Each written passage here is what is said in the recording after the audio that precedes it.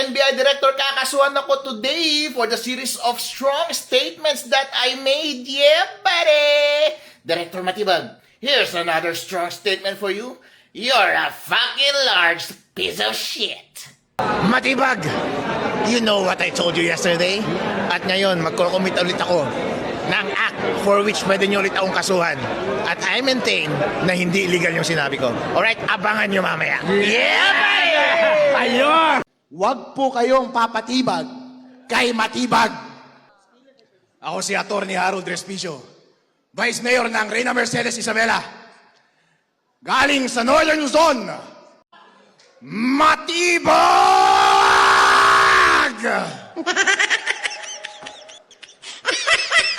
Matibag!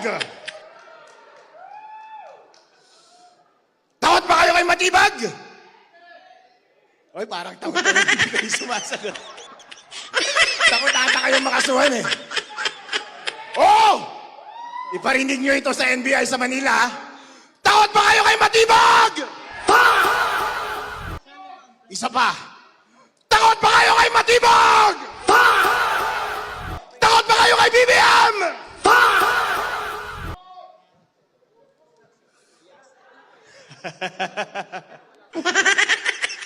Huwag kayong matakot mga kapatid. At ang Northern Luzon ay solid.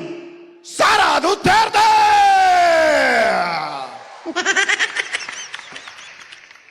At kami doon sa Northern Luzon ay hindi natatakot! Kahapon, si Matibag, kinasuhan ako. Inciting to sedition! Inciting to rebellion! Bigyan natin siya ulit ng dahilan para kasuhan ako today. Gusto niyo yan? Alright? Kinakabahan niyo man, nakaupo sa harap. Si Mike ang dami ng kaso. Nakasuhan rin yan kahapon eh. Nakasuhan rin si Senator Marcoleta. Para takutin kayong lahat. Pero natatakot ba kayo? Natatakot ba kayo? Alright! Maganda yan! Kapag sinabi ko Matibag, sagutin ninyo yung damdamin nyo sa kanya. Pwede nyong sabihin, I love you. Or pwede nyong sabihin ng ibang bagay, okay? Lakasan ninyo, ha? Hindi yon inciting. Kasi tinatanong ko kayo, sumasagot lang kayo. Freedom of speech yun, di ba? Alright. Matibag! Alright. Isa pa. Lakasan ninyo, ha? Matibag!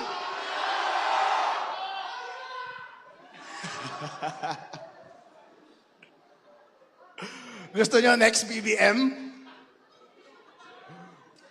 Alright, sagutin ninyo ang gusto natin gawin kay BBM. Ala, kinakabahan na sila. Ito, pwedeng illegal ito. Pero sabi nila, kinasuhan ako dahil meron ako sinabi nung nakaraang Rage Visayas. Tinanong ko kasi sila dun sa Visayas eh. Gusto nyo na ba silang patayin? Ay, wag kayo sumagot! Diyan tayo kinakasuhan eh. Kasi sinabi ko, gusto nyo na ba silang patayin? Hindi. Ang sinabi ko, gusto nyo na bang patayin? Alright, sandali. Pero ang korupsyon, hindi ba? Yun ang tinanong ko. Pag nagtatanong ka, hindi inciting yun, di ba? I'm just asking.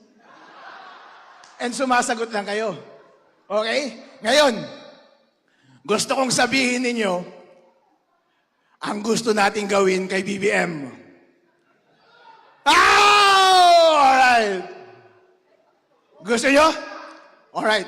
Wag lang patayin kasi yung patayin, illegal yun eh. Alright?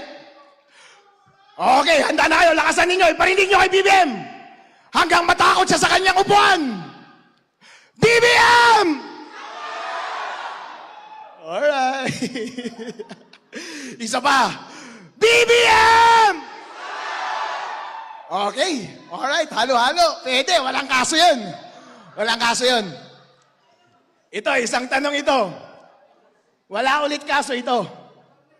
Pero gusto kong tanungin sa inyo, ang sagot sa gusto nating gawin sa korupsyon.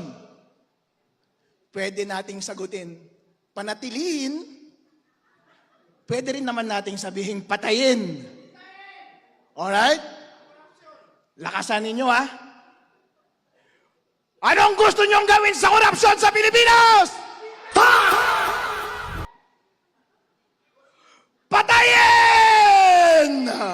Patayin! Patayin!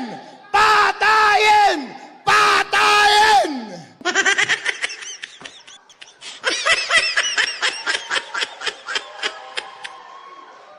Okay lang yan. Kapag may kakasuhan, ako naman ang kakasuhan eh. Handa naman akong makulong habang buhay. Sabi ko nga, handa akong magpakamatay eh. Hindi ba? Eh sabi nila, inciting daw yun kapag sinasabi kong handa ba kayong magpakamatay o handa akong mamatay? Eh si Ninoy Aquino nga, sabi niya Filipinos are worth dying for. Pero inciting ba yun? Hindi. Dahil lahat kayo ay bayani at willing kayong magpakamatay para sa ating demokrasya! Kaya tinatanong ko kayo ulit, willing ba kayong mamatay? Yun. Mamatay na tayong lahat.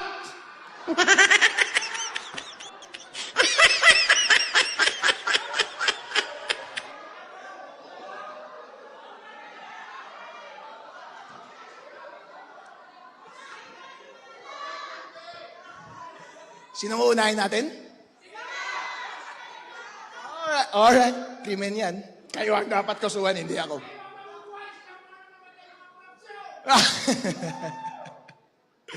Okay. Mga kababayan, ito po ay ginagawa nila sa atin para tayo ay takutin. Pero karapatan po natin magsalita, hindi po? Hanggat hindi naman iligal ang ating ginagawa. Isa po akong abogado, alam ko ang sinasabi ko. Alam ko ang elements of inciting to sedition. Kapag ine-engganyo ko kayo, yun ang inciting. Pero kapag kayo ang sumasagot at tinatanong ko kayo, hindi inciting yun. Freedom of speech niyo yun. Kaya nila ako kinasuhan ay para tumahimik ako. Gusto nyo ba ako tumahimik? Gusto nyo ba ang tumahimik? Tatahimik ba tayo? Hindi po tayo tatahimik. Kayo po ang tunay na bayani ng ating lipunan ngayon. Dahil kayo po ay nag-ingay, meron po tayong nagawa. Meron tayong upper hand ngayon sa Senate. Yay! Imagine po ninyo, hindi kayo nagsalita. Hindi nila mararamdaman ang pulso ng taong bayan. Dahil ang taong bayan, sino ang gusto nilang presidente? Duterte! Duterte! Duterte! Di ba? Dahil narinig yon ng mga senator, bumaliktad sila. Pero kapag hindi po kayo nagsalita, talo na tayo sa Senate.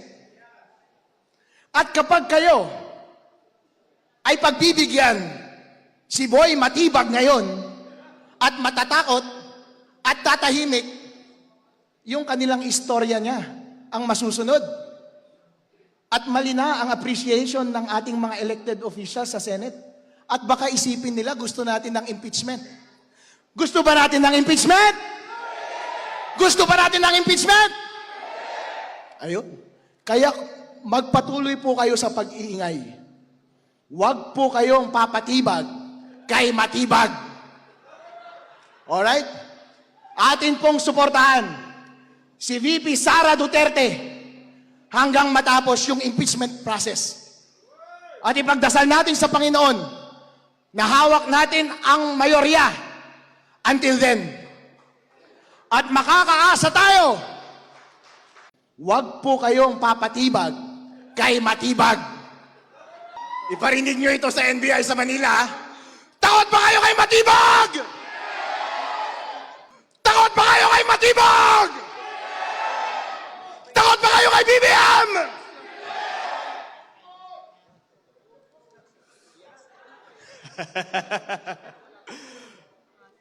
Huwag kayong matakot mga kapatid. Ako si Atty. Harold Respicio, Vice Mayor ng Reyna Mercedes Isabela. Galing sa Northern Luzon. At ang Northern Luzon ay solid Sara Duterte!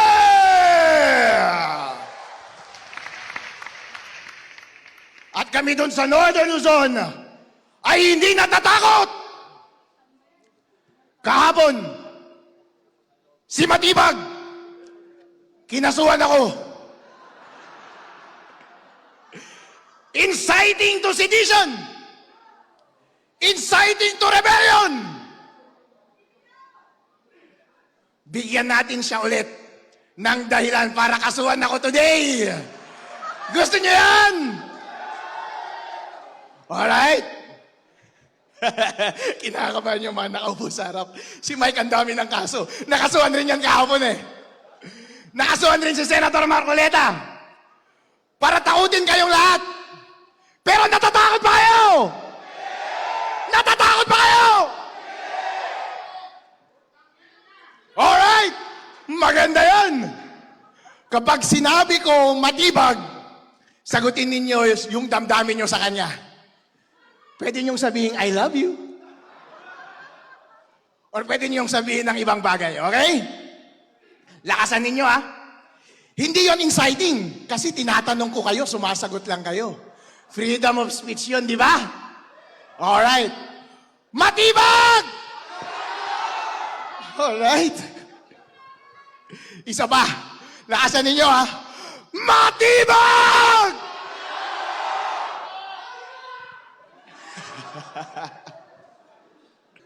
Mga kababayan, ito po ay ginagawa nila sa atin para tayo ay takutin. Pero karapatan po natin magsalita, hindi po? Hanggat hindi naman iligal ang ating ginagawa. Isa po akong abogado, alam ko ang sinasabi ko. Alam ko ang elements of inciting to sedition. Kapag ine-engganyo ko kayo, yun ang inciting. Pero kapag kayo ang sumasagot at tinatanong ko kayo, hindi inciting yun. Freedom of speech niyo yun. Kaya nila ako kinasuhan ay para tumahimik ako. Gusto niyo ba ako tumahimik? Gusto niyo ba ang tumahimik? Tatahimik ba tayo? Hindi po tayo tatahimik. Kayo po ang tunay na bayani ng ating lipunan ngayon. Dahil kayo po ay nag-ingay, meron po tayong nagawa. Meron tayong upper hand ngayon sa Senate. Yay! Imagine po ninyo, hindi kayo nagsalita. Hindi nila mararamdaman ang pulso ng taong bayan. Dahil ang taong bayan, sino ang gusto nilang presidente? Duterte! Duterte! Duterte! Di ba? Dahil narinig yon ng mga senator, bumaliktad sila. Pero kapag hindi po kayo nagsalita, talo na tayo sa Senate. At kapag kayo ay pagbibigyan si Boy Matibag ngayon at matatakot at tatahimik, yung kanilang istorya niya ang masusunod. At malina ang appreciation ng ating mga elected officials sa Senate. At baka isipin nila gusto natin ng impeachment. Gusto ba natin ng impeachment? Gusto ba natin ng impeachment? Ayun. Kaya magpatuloy po kayo sa pag-iingay. Huwag po kayong papatibag kay Matibag. Alright? Atin pong suportahan si VP Sara Duterte hanggang matapos yung impeachment process. At ipagdasal natin sa Panginoon na hawak natin ang mayorya until then. At makakaasa tayo ng susunod na maging Pangulo ng Pilipinas ay si VP Sara Duterte!